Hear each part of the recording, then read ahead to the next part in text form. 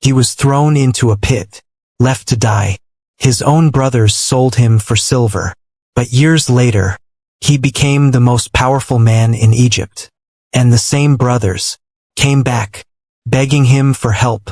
This is the story of Joseph. Joseph was his father's favorite son. His father Jacob loved him more than all his brothers. One day he gave Joseph a special robe. It was bright and beautiful. When his brothers saw it, they became jealous. They felt angry inside. Joseph also had dreams. In one dream, his brothers bowed down to him. When he told them, they hated him even more. They felt he was proud. One day, Jacob sent Joseph to check on his brothers in the field. When they saw him coming, they made a plan. They said, "Let us get rid of him." One of them said, "Do not kill him." So they grabbed Joseph and took off his robe. They threw him into a deep pit. Joseph cried for help, but no one listened. Later, traders passed by. His brothers sold him for silver. Joseph was taken far away to Egypt. Joseph arrived in Egypt as a slave. He was sold to a man named Potiphar. Potiphar was an important officer in Egypt. Joseph worked hard in everything he did. Soon, Potiphar noticed something special about him. Everything Joseph did was successful. This was because God was with him. Potiphar trusted Joseph more and more. He gave him control over his house. Joseph became the one in charge of everything. But trouble came again. Potiphar's wife saw Joseph and wanted him. She tried to get close to him many times. But Joseph refused. He said no because he feared God. One day she lied about him. She said Joseph tried to harm her. Potiphar became very angry. Without asking questions, he sent Joseph to prison. Joseph lost everything again. From being trusted, he became a prisoner. His life changed suddenly, but God was still with him in that dark place. Even in prison, Joseph did not give up. God was still with him. The prison guard began to trust Joseph. Soon, Joseph was put in charge of other prisoners. One day, two important men were brought into the prison.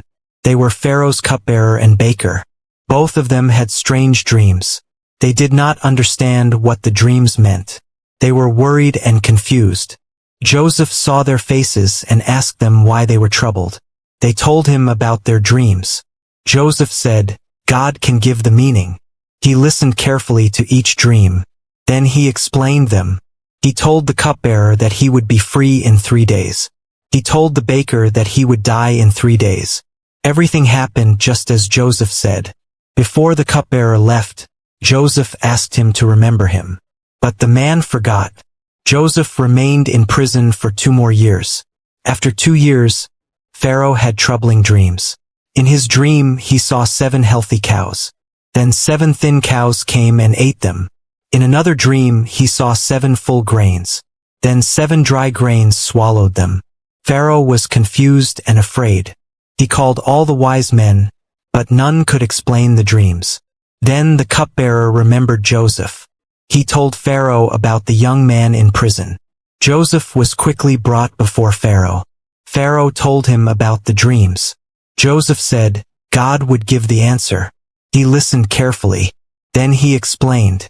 He said the dreams meant the same thing. 7 years of plenty were coming. After that, 7 years of famine would follow. Joseph advised Pharaoh to store food during the good years. This would save the land later. Pharaoh was amazed by his wisdom. He saw that God was with Joseph in a powerful way. Pharaoh made a big decision that day. He chose Joseph to lead the plan. Joseph became the second most powerful man in Egypt. Only Pharaoh was above him. Joseph was given authority over the land. He began to prepare for the years ahead. During the 7 years of plenty, he stored food in many cities. There was so much food that it could not be counted. Then the famine began. It spread across many lands. People became hungry and afraid. But in Egypt there was food. People came from different places to buy grain. Joseph was in charge of everything. He gave food to those who needed it. Among those who came were his own brothers. They stood before him, asking for help. But they did not recognize him. Joseph recognized them immediately. He remembered everything they had done, but he did not tell them who he was yet. Joseph decided to test his brothers. He wanted to know if they had changed. He spoke to them in a firm voice. He asked them questions about their family. They told him about their father and their younger brother. Joseph listened carefully. He gave them food but kept one of them behind. He told them to return with their younger brother. When they came back, Joseph saw his younger brother. His heart was full of emotion. Still, he continued the test.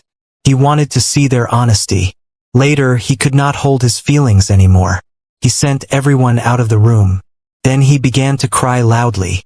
He told them the truth. He said, "I am Joseph, your brother, the one you sold." His brothers were shocked. Fear filled their hearts. They expected anger and punishment. But Joseph surprised them with something they never expected. Joseph spoke to them with kindness. He told them not to be afraid. He said, "You meant evil against me, but God turned it into good." He explained that his suffering had a purpose. It helped save many lives during the famine. His brothers felt deep shame but also relief. Joseph forgave them completely. He told them to bring their father to Egypt. He promised to take care of the whole family. When Jacob heard that Joseph was alive, he could not believe it at first. But when he saw the proof, his heart was filled with joy. He traveled to Egypt with his family. There, they were reunited with Joseph. It was a moment of tears and happiness. After many years of pain, the family was whole again. They lived safely in Egypt, protected by Joseph's position and kindness. Joseph lived a long and meaningful life in Egypt. He saw his children and even his grandchildren. He continued to guide and provide for his family. As he grew older, he remembered the promise of God. He knew that one day his people would return to their land. Before he died, he spoke to his brothers. He told them that God would surely come to help them. He said they must carry his bones back when they leave Egypt. Joseph died in peace, knowing his life had a purpose. His journey was full of pain, but also full of victory. From the pit to the palace, God was with him. His story became a reminder that even in suffering, there can be a greater plan. What was meant for evil was turned into something good, and that truth remained for generations to come.